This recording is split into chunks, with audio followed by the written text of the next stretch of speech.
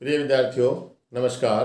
आज की हिंदोर्मी स्पार्स हिंदी व्याकरण कक्षा में आप सभी का स्वागत है। आज की कक्षा में मैं आपके लिए पत्र लेखन की कक्षा लेकर के उपस्थित हुआ हूँ। दूसरी कक्षा से लेकर के बीए तक विद्यार्थी पत्र लेखन की जो बारीक बारीक खामियां हैं, गलतियां हैं, उनसे अनभिज्ञ रहता है। मेरे कई विद्यार्थी जो CHSL, CGL और MTS की तैयारी कर रहे हैं, उनके आग्रह पर कि गुरुदेव एक वीडियो आप पत्र लेखन की भी बना करके डाल दीजिए, ताकि इस पेपर की दृष्टि से तैयारी करने वाले अन्य विद्यार्थी भी लाभान्वित हो सकें। तो आओ मेरे साथ चलते हैं पत्र लेखन की कक्षा में।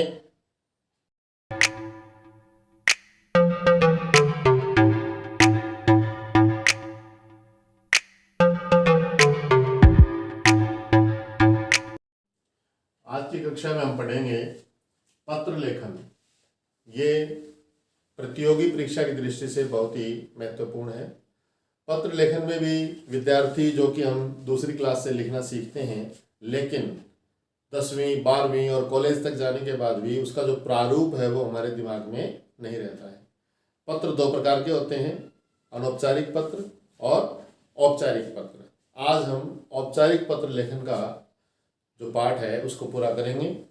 औपचारिक पत्र लेखन से हमें यह समझना चाहिए कि जिन व्यक्तियों से हमारा कोई निजी संबंध नहीं है, उनको लिखे जाने वाले जो पत्र हैं वो सारे औपचारिक पत्र कहलाते हैं। और उन पत्रों में हम किसको शामिल करते हैं?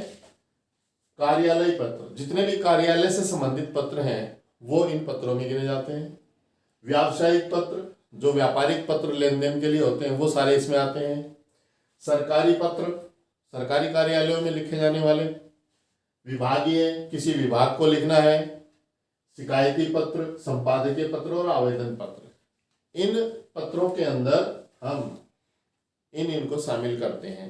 अब इसको लिखने के लिए किन किन स्टेप का हमें पालन करना है वो आगे देखिए।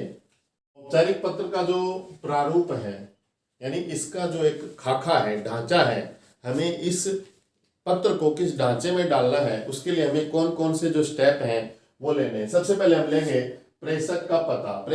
प्रेषक माने भेजने वाला, जो पत्र लिखने वाला है उसका पता। दूसरा हम लिखेंगे सेवा में।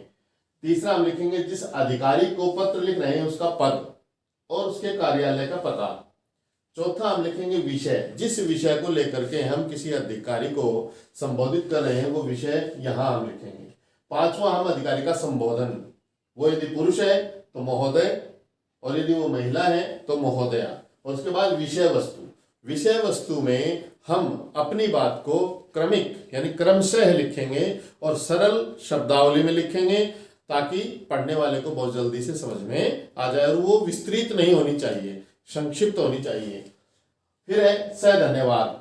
विषय वस्तु के बाद हम अधिकारी का धन्यवाद करते हैं। और उसके बाद समापन। समापन में हम भवदीय, भवदिया, विनीत, प्रार्थी, निवेदक आदि शब्दों का इस्तेमाल करते हैं। और उसके नीचे फिर हम अपना जो छोटा सा परिचय है वो लिख करके दिनांक सहित पत्र को समाप्त करते हैं।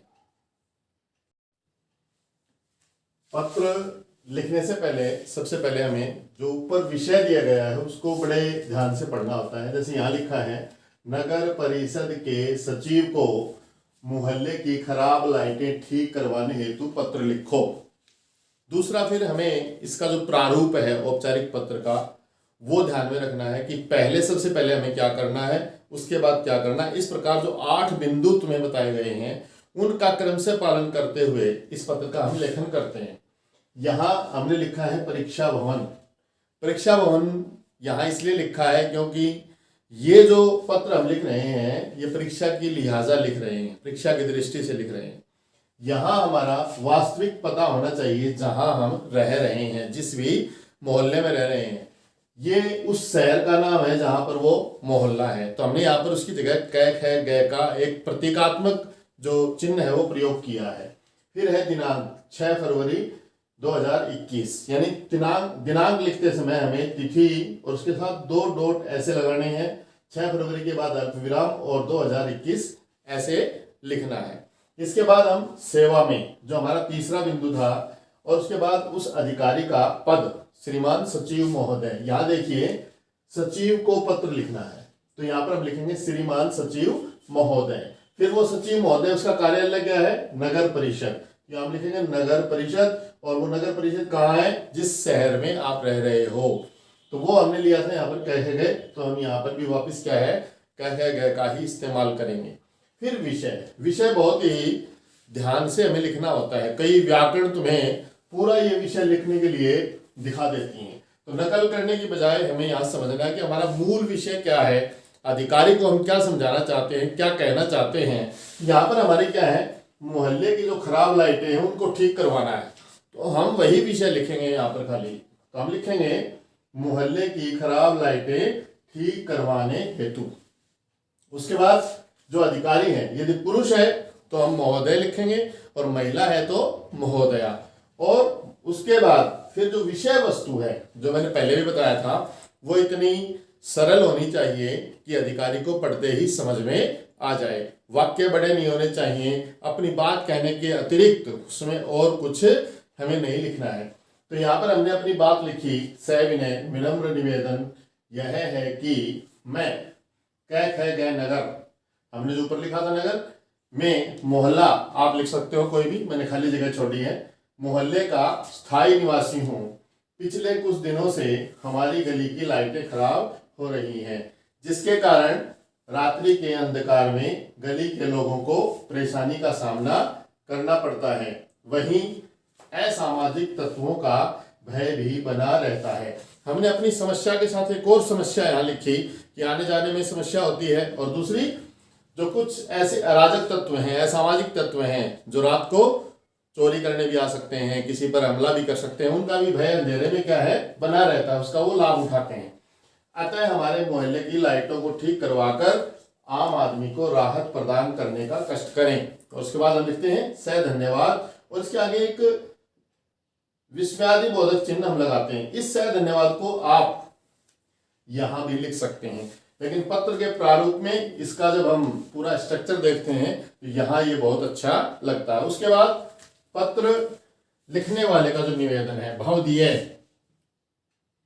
यहाँ अल्पविराम और एबस है उसका नाम, यहाँ हम व्यक्तिगत आइडेंटिटी यानी परिचय अपना पत्र में कहीं भी नहीं लिख रहे हैं। और फिर हमारा मोहल्ला, जो दिनांक हमने यहाँ लिखी है, इसको यहाँ न लिखने की बजाय यहाँ भी लिख सकते हैं, ये गलत नहीं होगी। तो विद्यार्थियों, मैं उम्मीद करता हूँ कि आज की पत्र लेखन की कक्षा में आपने पत्र लेखन भली प्रकार से सीखा होगा। तो आपको मेरी वीडियो पसंद आई होगी, तो इसे लाइक और शेयर अवश्य करते रहिए, और चैनल को सब्सक्राइब करते रहिए ताकि नई वीडियो आपको मिलती रहें।